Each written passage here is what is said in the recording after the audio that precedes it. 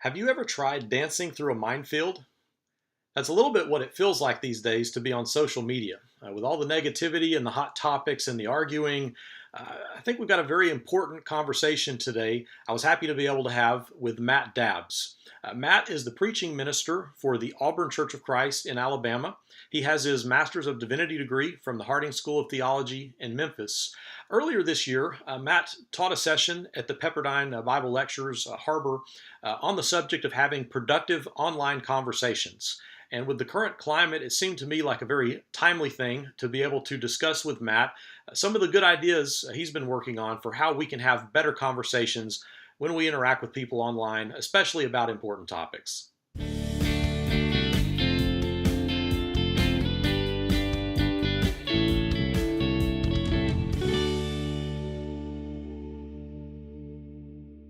Matt, I really appreciate you having this conversation with me today. It's my pleasure. Yeah, I'm glad to be here. Thank you for asking. Very timely subject with all the political stuff going on. It is such a frustrating time to be online at all. So really looking forward to hearing you talk about some of these ideas you've worked on how we can have productive online conversation, if that's even a real thing, right? But Absolutely. I wanted to give everyone a chance to hear a little bit of your backstory. When we first met at the Harding School of Theology, I remember there in the break room, you were kind of explaining to me your path into ministry, because you really have more of a background in psychology, I believe, don't you? That's where I started out at Yeah, Harding University in psychology. yeah. Well, talk to me a little bit about your path into ministry, because I found it a really neat story. Sure. Well, when I was a teenager, I would listen to Focus on the Family, Dr. Dobson, driving into the high school. Maybe a little bit of an odd thing to do in high school, but I really enjoyed that. And I enjoyed him as a psychologist and the thoughts that he would share. And so, as I was thinking about going to Harding out of high school and thinking about a major, I decided my senior year that I wanted to go into clinical psychology or into psychology in general. And I knew that would require grad work. And so I actually sat down with my advisor, my going into Harding, and had a 3-year plan mapped out on a spreadsheet of all the courses I had to have in what order in order to make that work. And so I kind of worked through Harding in 3 years and came out going to University of Florida to do clinical and health psychology in Chance Hospital and to do a PhD in that. And so Right. about a year and a half in or so, 9/11 happened, and these really nice laid plans that I had kind of began to unravel because I was actually sick that day. I was supposed to be at the hospital on a health psych rotation, and I was home with a fever. I couldn't be around, heart transplant and Yeah. transplant people with a fever, and so I stayed at home and watched September 11th happen, while it was going on, as many people did, and began to really question a lot of things. Began to wonder, really evaluating some things that maybe I could have evaluated earlier. I just wasn't mentally in a place to have done that, and I guess for such a time as this, I'm really glad it worked out the way it did. Glad to have had the background in psychology, but I began questioning, why am I here? What am I doing? Is this for me? And began to be not very settled with my answers to those questions, Mm. and decided, what's the thing that I can do? This is no negative on psychology. We need Of great course. Christian Yeah. counselors, but for me in that moment, it was, a conviction that there was something else that I needed to do that would make the biggest, most eternal impact that I could possibly make. And so I knew a lot of Bible majors when I was at Harding in undergrad, and just had a lot of friends there, but had just never really thought that I would pursue that. But then all of a sudden, this was really the calling. I mean, not something we talk about an awful lot, maybe more now than we used to, but truly felt a calling into Yeah. ministry at that point in time. And so I withdrew from my doctoral program and ended up enrolling at Harding School of Theology now in Memphis, and pursuing the Master's of Divinity. Dating my wife, who's now my wife at the time, and she came too. She was doing elementary school teaching, Missy, and so she also enrolled at Harding. We were kind of dating and got engaged there, and so she got her counseling master's. I got the MDiv, and then entered into ministry in '06, which Yeah. I think maybe we graduated at the same time, if my memory is right. So Were you I '06? graduated from undergrad in 2004, and then I was at Oh, Harding grad school from then until 2011. It took me a long time to finish. that's Yeah. Okay, okay. I remember you being there and having those conversations. Wasn't sure. Yeah, yeah, cool. Well, anyway, I like your story, and I like your kind of sense of calling and desire to do good for the kingdom. So appreciate your ministry. So let's talk a little bit about these online conversations. So often I'll be thinking about current events, and there's a big part of me that wants to say something. And as I'm thinking about saying something, I think it's too much of a minefield. I'm not much one for dancing through minefields. But then I'll see Matt has posted something and it's pretty well stated, and then you start having these discussions. And so you've got kind of a gift for doing this. But yeah, why don't you talk to us a little bit about these online conversations? Now, a lot of times it seems like there's some stuff that causes them to come off the rails. So what is it that makes them go badly when they go badly? What happens? Right. Well, they often go badly for me as well, so we don't need to paint too rosy a picture on that. You Sure. know, I think about there are a lot of times in life where we have just bad conversations, and it could be with a friend, it could be with my wife, it could be with my children, it could be very much with somebody online, and there are a lot of things that go wrong. If you think about, okay, if you have an argument with your wife and you step back and you think about what happened, you process what happened. A lot of times it had less to do with the conversation itself than even sometimes what led up to the conversation. Yeah. I'm Yeah. hungry, anxious, lonely, tired. I have my Yeah. risk factors all in place. I'm not lined up well to have a productive conversation. We even have kind of a skimming culture Right. in the way that we even read, or I think even the wiring of our brains. I think you might find some research that would say is changing some. I even find this in myself where I'm having to rediscipline myself and when I study to make sure that I'm reading across, Mm. whole passages, whole thoughts, whole ideas, because in the online Yeah. world, you catch headlines, you catch a snippet, and then you respond very absolutely as if you Right. understand from Yeah. just a soundbite or a sentence or a word. Right. I think that we come into sometimes conversations wired to have them very poorly. Uh, So the confirmation bias, I guess that's the term I'm thinking of. You kind of already know what you want to think, and we have a tendency just to gravitate towards the stuff that tells us what we already wanted to hear and already believe, and it just becomes this echo chamber. And so when there's that interaction with someone different, it can go pretty badly. well, right, and not even just confirmation bias. I mean, that certainly is a part of it, but even the idea of my preconceived ideas of what I think you believe based on Yeah. who I Wow. think Yeah. you are. And so now I'm going to find that in what you're saying. There's a lot of conversations I've had where, and many of us have had where you keep having to re-clarify what you're saying because somebody thinks they know better what you think than you do, And so, Yeah. we have to be careful, I think, in our prejudices and in our biases and creating preconceived ideas of we do this even in interpersonal conversation, where Hmm. we think we know Yeah. what the other person is saying and we're not really listening anymore. We're trying to defend a position. We're trying to win. We're trying to defend our rightness. And these things just don't go really well. I mean, if you think about some of these conversations are very important conversations. Some of them really aren't that important. But Yeah. if you were going to have a job interview, uh, you would prepare for that conversation. A Yeah. conversation like this, I prepare for this conversation.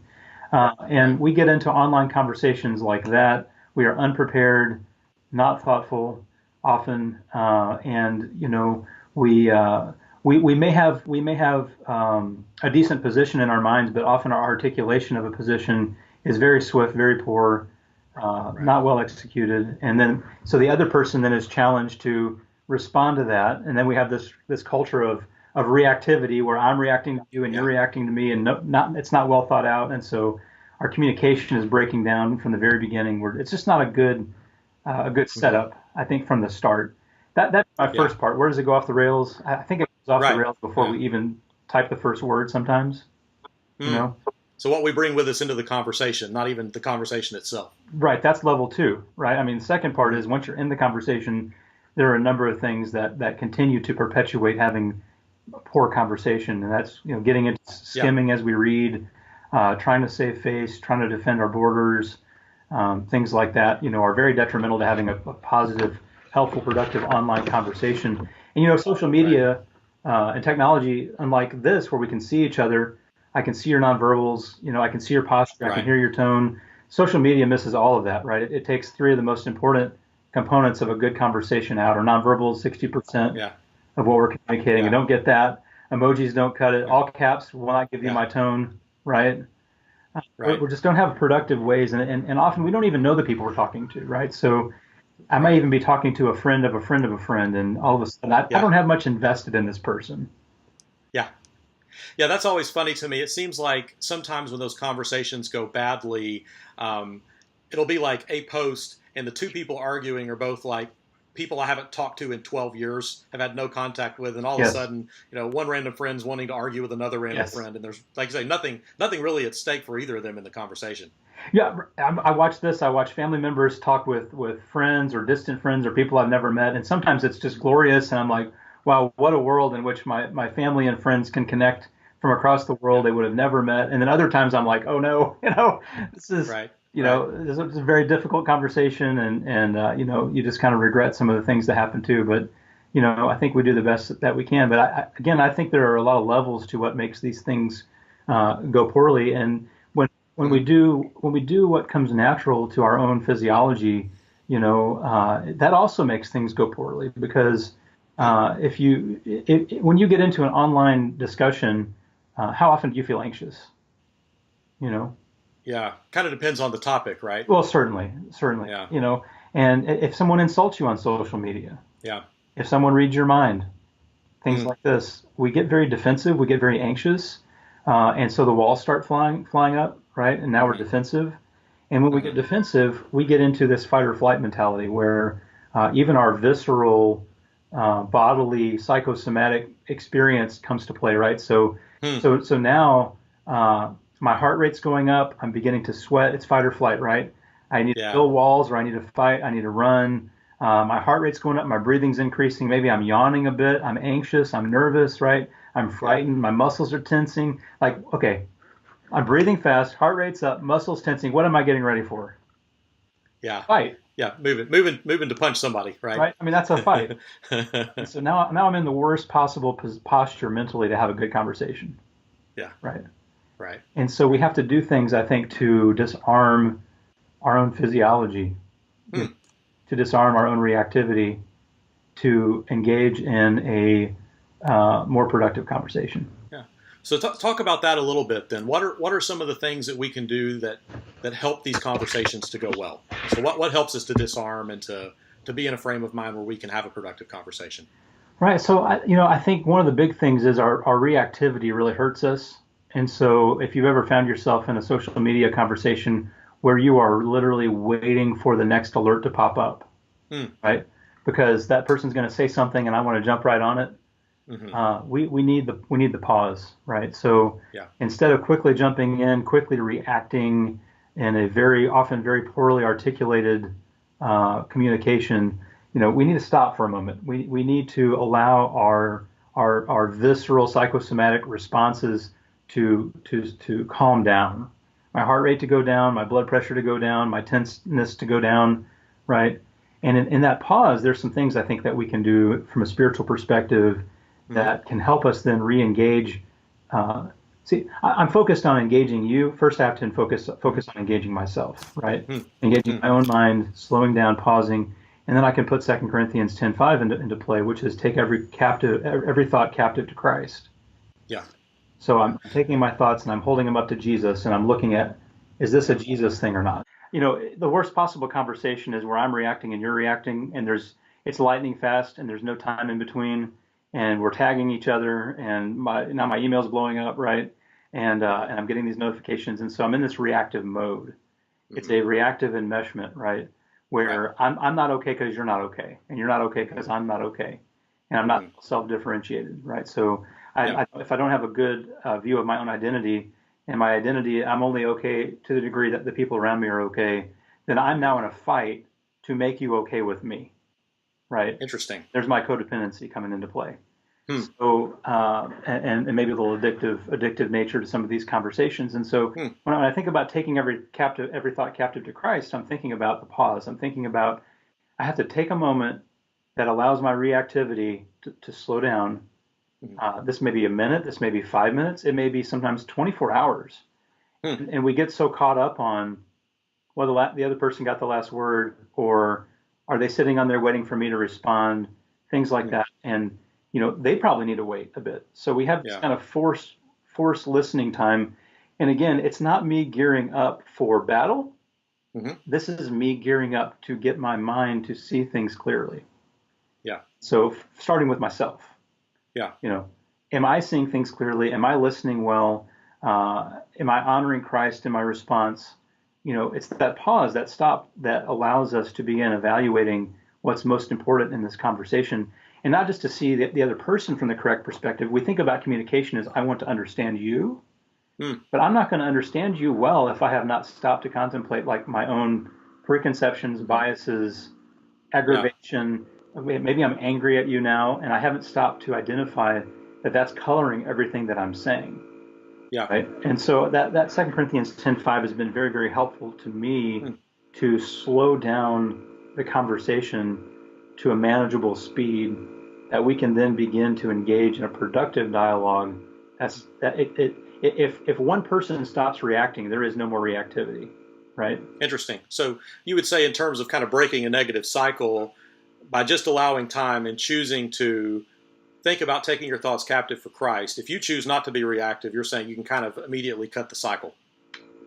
I think so, and I think that's a good habit and a good practice to get into. And again, it's more of a self check than it is anything else. And I think once we get our own minds, our own bodies back in a position of calmness, shalom, whatever you want to call that, peacefulness, restfulness, then I'm able to go back in, wade back into those waters and read back through some of the things and maybe Hmm. come to a better understanding of maybe even how I was being heard. Here's where Yeah. it's kind of like if you get into counseling, speaker listener technique is a good thing to look at. Right. How are Hmm. people hearing me when I'm talking? And then how they're reacting becomes often more understandable. I see why Right. they're saying it the way they're saying it. I see why their walls are going up, and so I Hmm. begin to engage in a way that is more vulnerable. Yeah.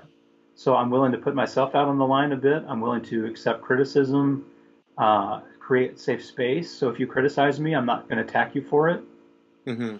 which then allows you to feel safe to say whatever you need to say. I'm not out to win, right? I'm here to have a coherent, purposeful conversation. And that's Hmm. going to take sometimes somebody being upset, and I'm going Right. to have to be self-differentiated enough and secure with myself enough and not enmesh so much to be able to, withstand some of that scrutiny. Yeah.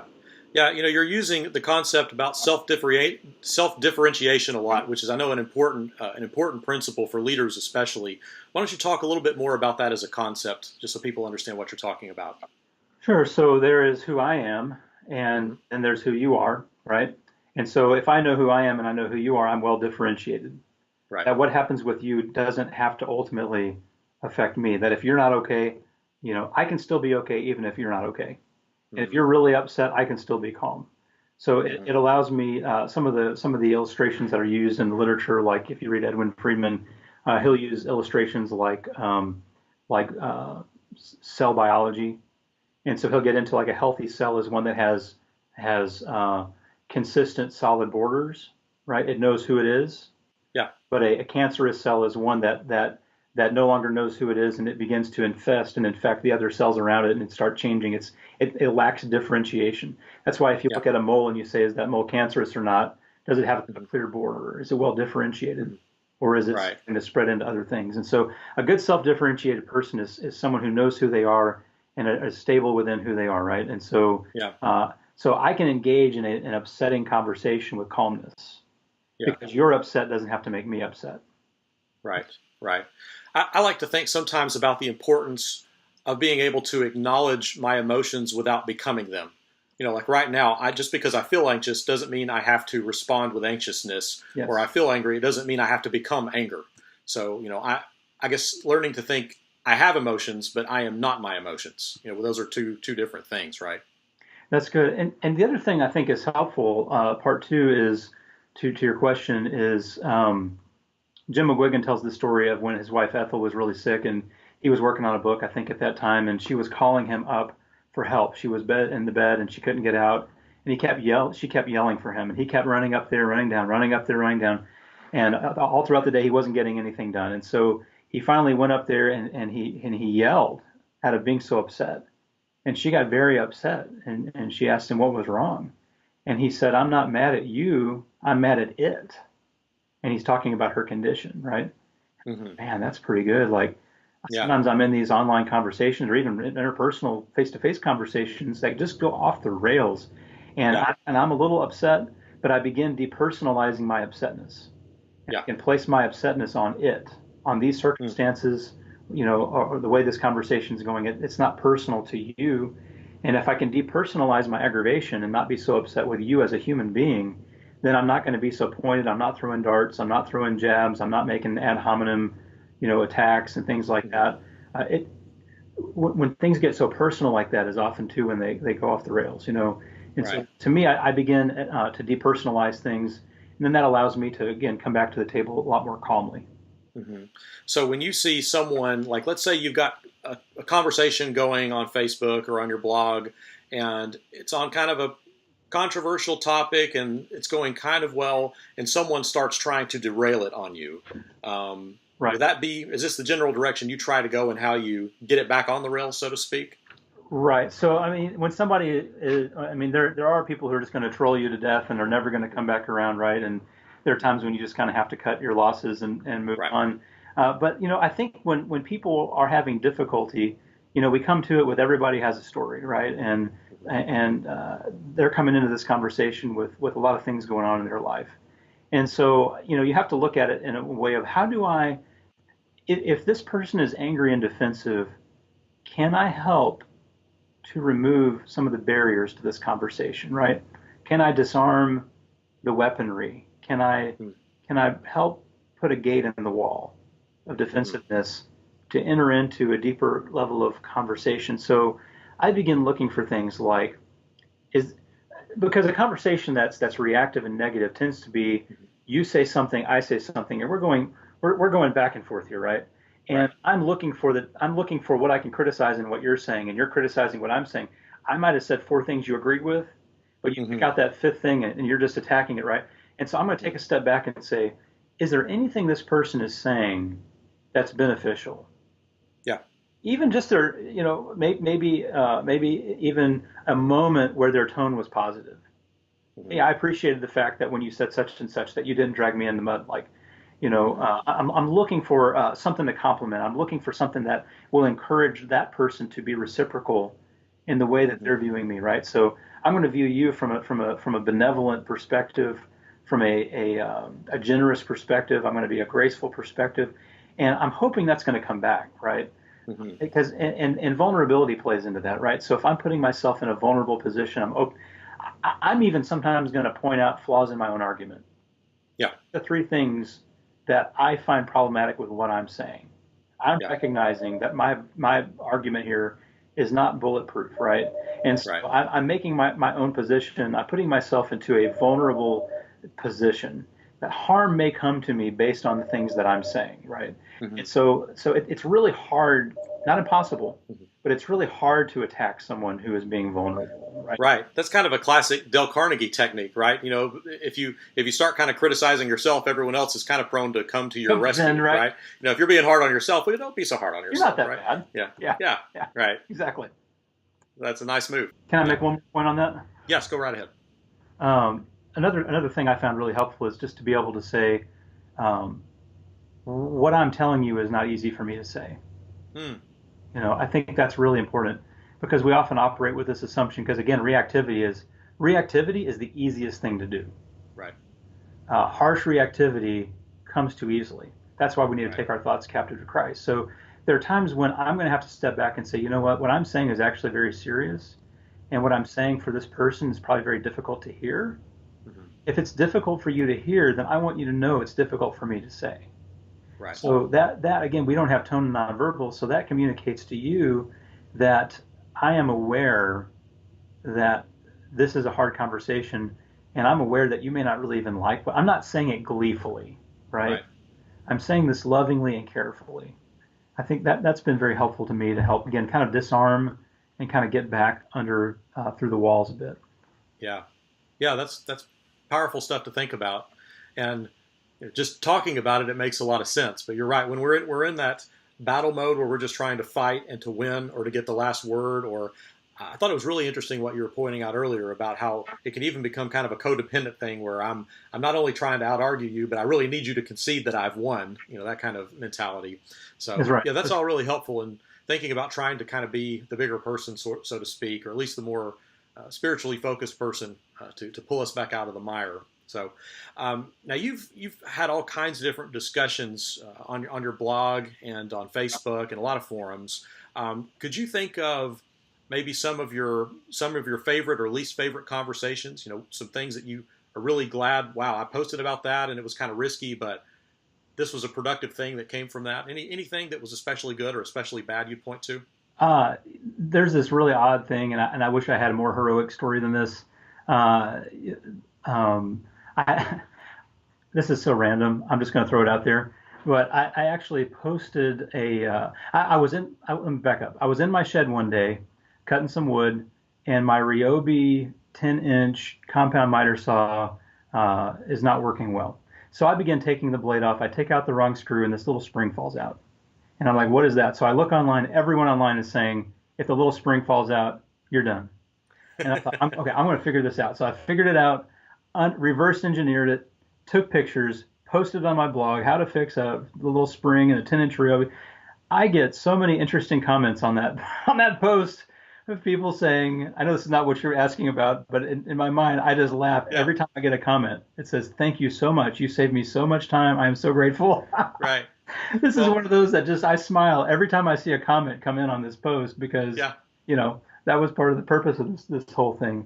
But right. when it comes to things like theology, some of my favorites are, I like to post on translations. I like to post on the King James and the NIV, and we get into these really interesting, odd conversations on, what people are saying about their preconceived ideas that the NIV is from Satan, and Jesus is called Lucifer in Isaiah, and these sorts of things, and Right. their view of the King James, and I just love engaging people uh, in that conversation for some reason. I don't know really why that is. I just find it kind of fascinating, people's thought processes and how they come to their conclusions on things. And I think some of the most frustrating conversations are when people speak very absolutely about things they're very uninformed about, Yeah.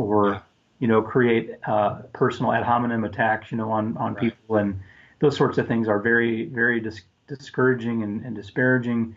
I actually think Instagram is for the positive ones, right? Like Facebook Right. tends to be a lot more negative. I'm finding like pictures of my kids is pretty favorable. Pictures of food is actually looking really good about now. Right. So there are some really good battles to be won out there, I think, but it's just going to take a complete overhaul in the way we think about these things. Hmm. Hmm. Yeah. So you've had some good and some bad ones, but when you think of some of your conversations, I love the example of the piece about the saw. I guess if there was a takeaway from that, it's that people do value content that's useful in their life, right? Yes, that's right. So when we're talking about things that are useful, hopefully that's something that people can walk away from feeling good about. So That's right. yeah. Well, and I tend to find that the more positive things are not on, they're often in some of the groups that I'm in. So like our personal, like our Auburn Church of Christ Facebook page, there are a lot of things that we post on there of things that God's up to, and like Mm, videos that we'll post and share, and some of the international outreach we're doing, and some of the ways that God's working. Like those are so encouraging. Like I love seeing those things and sharing those things and participating in those things. So like when I see those types of encouraging things on our church page, other church pages, some minister pages online, like there's some really good God work going on in the kingdom right now.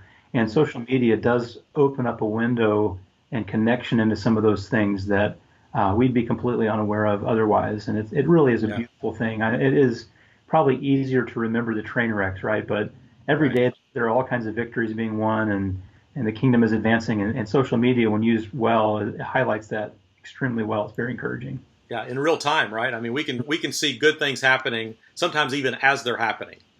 So That's right. That's right. yeah. I've enjoyed that aspect of when I go like on short-term mission trips and I can post daily updates and pictures and the people who knew what they were supposed to be praying about. When I can post pictures of the event that they were praying about that day and how it turned out. That instant feedback is something that can be really life-giving and nurturing. So Absolutely. yeah, I think what you're saying is kind of a good reminder that just because some of these conversations can go very negative or get off the rails or can be stressful, social media as a format still has such enormous potential for good. That's right. Yeah, it needs to be leveraged. It needs to be leveraged through the lens of 2 Corinthians 10:5. If we take social media and hold it captive to Christ, some awesome things are going to happen. That's discipline. Yeah. Right. Well, Matt, I really appreciate you making time to talk with me some about social media and what can be a healthy and redemptive platform when we use it as such. And I appreciate all your efforts for the kingdom and in trying to keep important conversations going. Right? We need to be connected to each other as much as we can. Absolutely, absolutely. And there's a hesitation in having this conversation because as soon as you do, then I'm going to say something online and somebody's going to say, well, you said you're not supposed to do that. Right. Yeah, right. Now they're going to hold you accountable, Matt. Right. That's right. That's right. That's all good. Please do. Good. Well, thanks for inviting us to a higher standard. Thank you, brother. Appreciate you. Okay. Thanks, Matt.